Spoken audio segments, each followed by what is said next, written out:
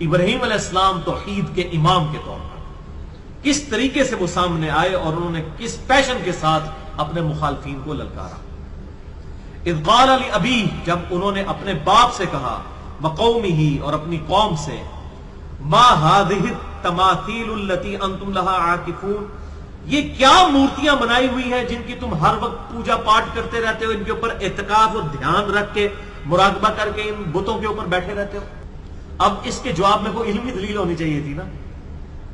کہ یہ ہمارے پاس سند ہے، دیکھو اللہ کی طرف سے کتاب نازل ہوئی ہے، اس میں یہ سند نازل ہوئی ہے. لیکن جب کتاب کی باتیں نہ ہوں، جب آپ کو قرآن حکیم سے حوالہ دیا جائے، صحیح بخاری اور صحیح مسلم سے حوالہ دیا جائے، اور آپ اس کے جواب میں یہ کہیں کہ ہمارے بزرگ بابے یہی کرتے آئے ہیں، یہ جواب آپ کو ملے اگر، تو پریشانی اور ٹینشن لینے کی ضرورت نہیں ہے. ہمارے جد امجد سیدنا ابراہیم علیہ السلام، جن کی ملت کی پیروی ہمیں حکم دیا گیا ہے، ان کو بھی یہی جواب ملا، اور وہ آپ دیکھ لیجیے. قالوا وجدنا آباءنا لها عابدین، انہوں نے کہا ہم نے تو اپنے آباء و اجداد بزرگ بابوں کو ان بتوں کی عبادت کرتے ہوئے پایا ہے، اسی تو شروع تو انج کرنے ہیں، ہمارے بزرگ تو شروع سے ہی کرتے آ رہے ہیں، یہ آپ نے کون سی نئی بات نکال لی ہے. اب ابراہیم علیہ السلام نے بھی نا صحیح پیشن کے ساتھ بات کی. اب ہونا چاہیے تھا نا، اب اس کے جواب میں کیا ہونا چاہیے تھا، ان کو پازیٹیولی سمجھانا چاہیے تھا نا. ہمیں بھی لوگ کہتے ہیں جی آپ ذرا پازیٹیولی سمجھائیں، ہم کہتے ہیں ہم ابراہیمی ہیں، تو ہم ہیں ابراہیمی، ہمیں موسیٰ علیہ السلام کی مثال نہ دیں، ہم ابراہیمی ہیں، ہمیں ابراہیم کی مثال دیں. کہ ابراہیم علیہ السلام کو جب ان کے مخالفین نے کہا کہ ہم نے تو اپنے بزرگ بابوں کو بغیر رفع دین کے نماز پڑھتے ہوئے پایا ہے آج کے دور کے اعتبار سے، تو سانو بخاری مسلم تو حدیثاں میں دسنا ہے آج کے دور کے اعتبار سے، بالکل سیم چیز ہے، انالوجی تو وہی بنے گی نا. تو ابراہیم علیہ السلام نے جب اکیلے خدا کی دعوت بلند کی تو ان کے مخالفین نے کہا ہم نے اب تو اپنے بزرگ بابوں کو جو ہے وہ اس کے اوپر پایا ہے. اب ہونا چاہیے تھا ابراہیم علیہ السلام ذرا پازیٹیولی ڈیل کرتے ہیں، تک انہوں نے کیتا کیا ہے، کیسا ٹیکا لایا ابراہیم علیہ السلام نے. قال لقد كنتم انتم وآباؤكم في ضلال مبين، ابراہیم علیہ السلام نے کہا کوئی شک ہی نہیں ہے، تم سب کے سب، میرا باپ بھی اور پوری قوم بھی، وآباؤكم، تمہارے سارے بزرگ بابے، فی ضلال مبین، بہت ہی کھلی گمراہی کے اندر. یہ پازیٹیو دعوت. اگر ہم یہ کہتے ہیں کہ آپ جب ہم سے کوئی اختلاف کرتا ہے، کوئی بریلوی، دیوبندی، اہل حدیث، شیعہ، اور ہم اس کی غلطی کتاب و سنت کے دلائل پر نکالتے ہیں، اور آگے وہ ہمیں حوالہ دیتا ہے کہ جی احمد بریلوی صاحب یہ لکھ کے گئے ہیں، اور کوئی کہتا ہے جی اشرف علی تھانوی صاحب نے یہ لکھا ہے، اور کوئی کہتا ہے جی امام ابن تیمیہ نے یہ لکھا ہے، اور کوئی کہتا ہے جی ساجد نقوی صاحب یہ فرماتے ہیں، اور کوئی کہتا ہے جی ساجد میر صاحب یہ فرماتے ہیں، اور کوئی کہتا ہے حافظ سعید صاحب یہ فرماتے ہیں، اور کوئی کہتا ہے جی الیاس قادری صاحب، ڈاکٹر طاہر القادری صاحب، اور کوئی کہتا ہے جی طارق جمیل صاحب یہ فرماتے ہیں. تو ہم کیا کہیں گے ان کے مقابلے پر؟ لقد کنتم انتم وآباؤکم فی ضلال مبین، کوئی شک ہی نہیں ہے کہ تم سب کے سب، تمہارے بزرگ بابے بھی کھلی گمراہی پر تھے اس کیس میں. بسم اللہ الرحمن الرحیم. السلام علیکم دوستو، میں نے آپ کو یہ انجینئر مرزا کا کلپ سنایا جس میں وہ قرآن پاک کی آیات پڑھ کے اولیاء کرام کے خلاف کس طرح باتیں کر رہے ہیں اور جو کافروں کے ساتھ مسلمانوں کو ملا رہے ہیں. نبی علیہ السلام کی حدیث ہے اور حدیث قدسی ہے کہ اللہ تبارک و تعالیٰ فرماتا ہے بخاری شریف میں 6502، من عادى لي وليا فقد آذنته بالحرب، جس نے میرے کسی ولی سے عداوت رکھی، اللہ فرماتے اس سے میرا اعلان جنگ ہے. تو اس کو کتنی عداوت ہے کہ کافروں والی باتیں،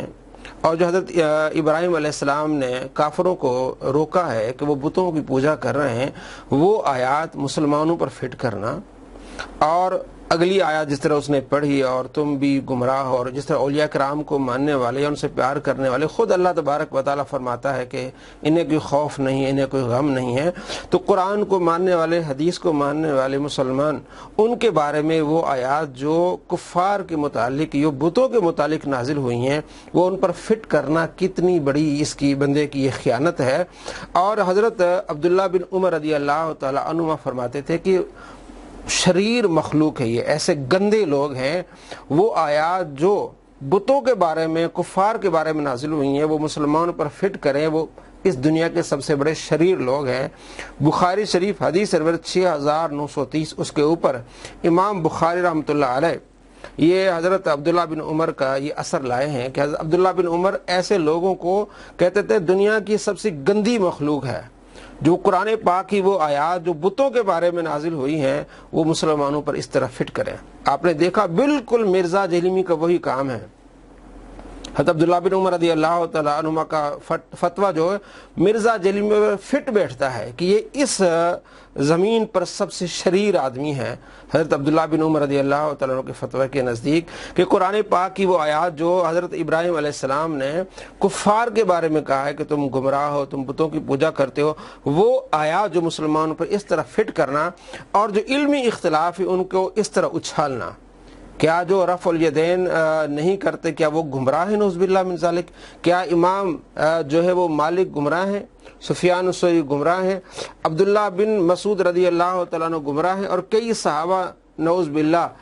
یہ سارے گمراہ ہیں جو رفع الیدین نہیں کرتے تھے؟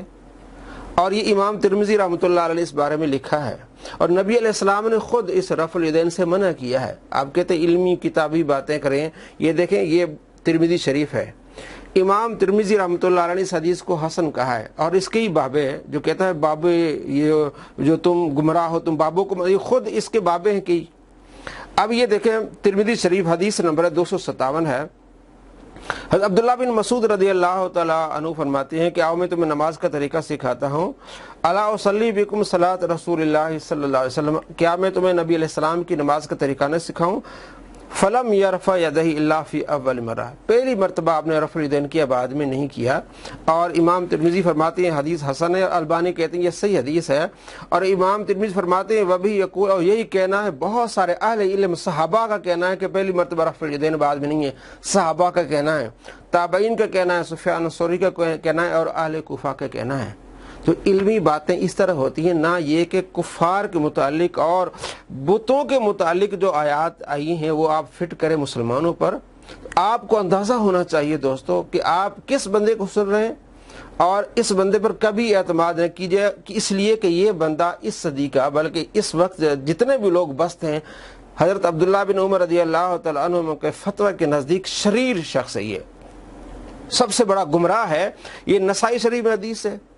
اور مسلم شریف میں 968 نمبر حدیث کہ آپ صلی اللہ تعالیٰ علیہ وآلہ وسلم نے رفع الیدین کرنے سے منع فرمایا، فرمایا اسکنوا فی الصلاۃ، نماز سکون کے ساتھ پڑھا کرو، رفع الیدین نہ کرو۔ اس میں اگرچہ اختلاف ہے، امام شافعی، امام احمد بن حنبل رحمۃ اللہ علیہ یہ کرتے ہیں رفع الیدین، لیکن ہم یہ نہیں کہ وہ آیات یا احادیث ان پر فٹ کرتے ہیں، علمی اختلاف ہے۔ امام مالک، امام ابو حنیفہ اور کثیر تعداد محدثین فقہاء صحابہ رفع الیدین نہیں کرتے تھے، اور یہ بندہ